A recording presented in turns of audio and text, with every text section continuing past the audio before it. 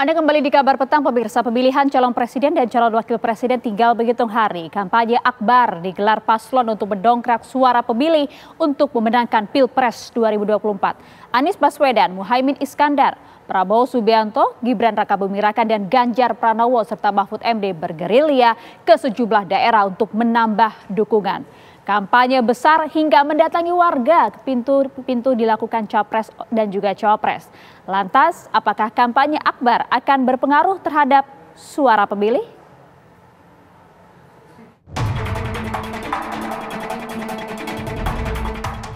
Kampanye akbar pemilu 2024 yang digelar pada 21 Januari hingga 10 Februari menjadi langkah terakhir pasangan calon presiden dan wakil presiden mendongkrak jumlah suara pemilih.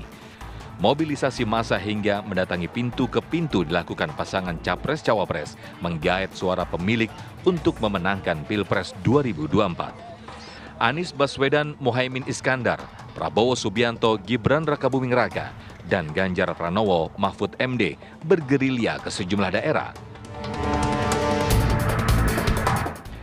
Kampanye akbar banyak dimanfaatkan pasangan capres-cawapres untuk menggait suara pemilih.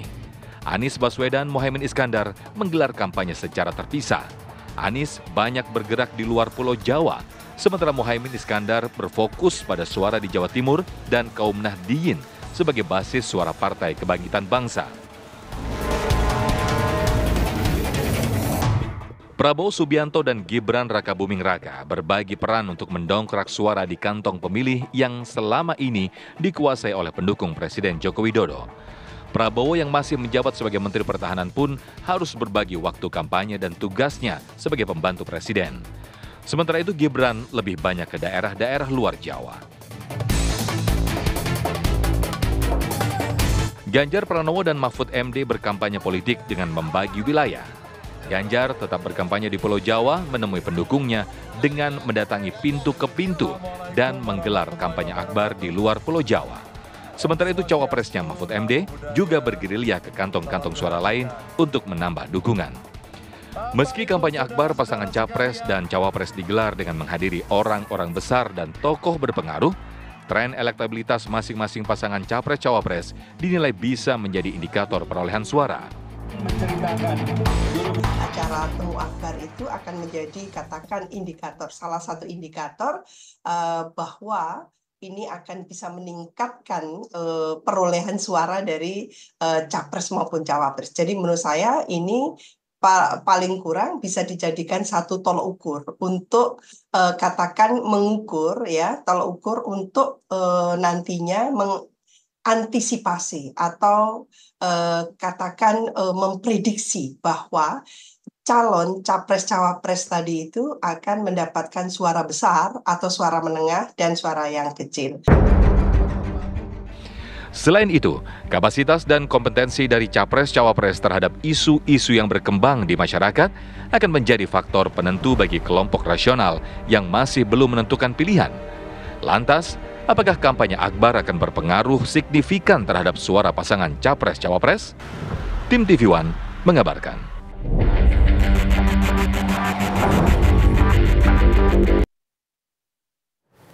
Kampanye akbar pemilu 2024 yang digelar hingga 10 Februari mendatang menjadi langkah terakhir pasangan calon presiden dan calon wakil presiden mendongkrak jumlah suara pemilih. Mobilisasi massa dilakukan pasangan capres-cawapres menggait suara pemilih untuk memenangkan di Pilpres 2024. Isu apa saja yang dipakai capres-cawapres saat kampanye akbar kali ini? Mengapa mereka berkampanye di daerah tertentu dan tidak di daerah yang lainnya? Nah itu dia, apakah kampanye akbar ini juga mampu menambah suara pemilih?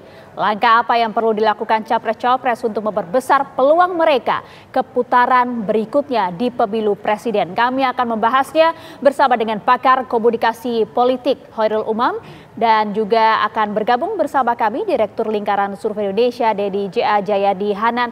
Saya langsung akan menuju ke Bang Umam terlebih dahulu. Mas Umam, selamat petang.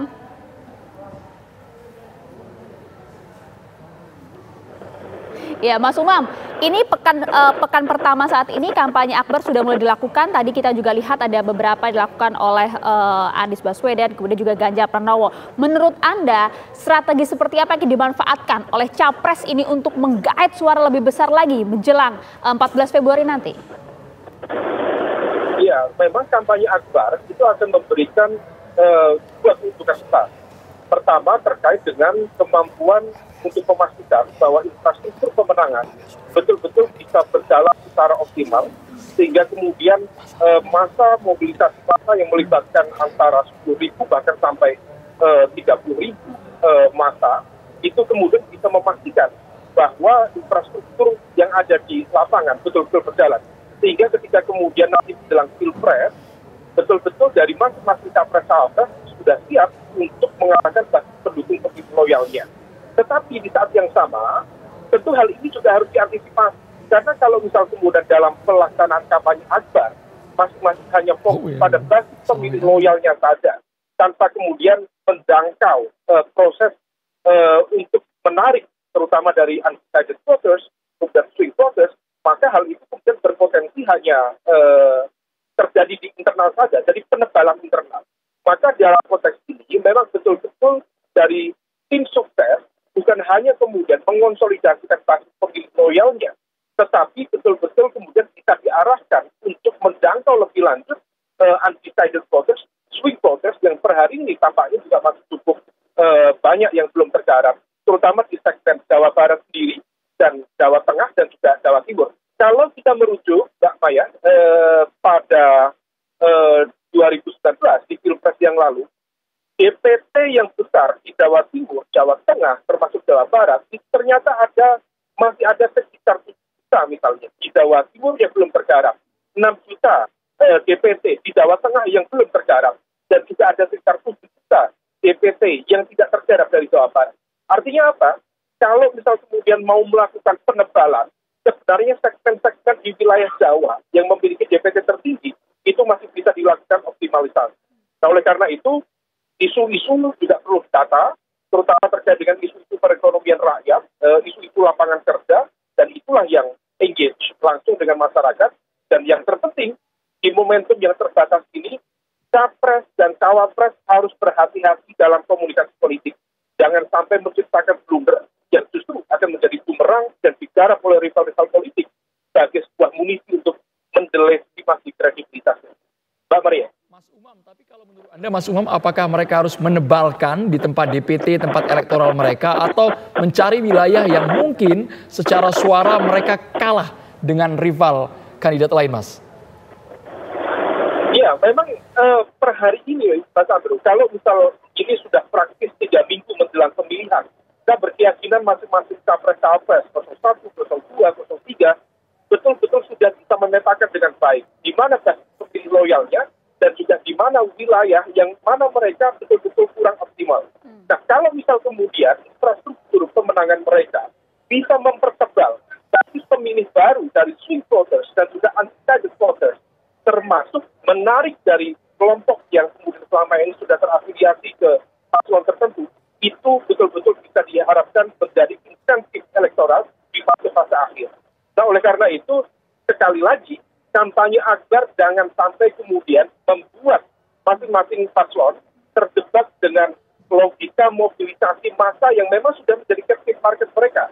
Maka harus dipastikan, selain konsolidasi di level captive market, yang tentu akan menunjukkan bahwa mereka siap, dan ini bisa menjadi tywar bagi rival-rival politik capres-capres, karena dengan menunjukkan misalnya nanti di GBK, di DIS, kemudian di Jawa Tengah, kalau bisa mengumpulkan basis kekuatan massa dengan skala yang sangat optimal, tentu hal itu bisa menunjukkan kepada publik, menjadikan psychological message bahwa mereka betul-betul siap untuk menghadapi 14 Februari yang akan datang. Mas Andrew. Iya, berbicara mengenai Jawa Tengah ini menarik ya, Mas Umam. Kita melihat juga bagaimana kemudian kampanye yang akan dilakukan oleh Ganjar juga berfokus di wilayah Jawa Tengah. Mengingat juga Pak Jokowi juga melakukan tugas kenegaraannya di wilayah Jawa Tengah dengan juga fokus dari Mas Gibran yang berada di sekitaran wilayah Jawa Tengah. Anda melihat ini seperti apa nanti perebutan suara antara kubu 03 dan juga 02, Bang Umam? Dijawabin nanti ya usai jeda, Mas Umam. Saat lagi di Kabar Petang.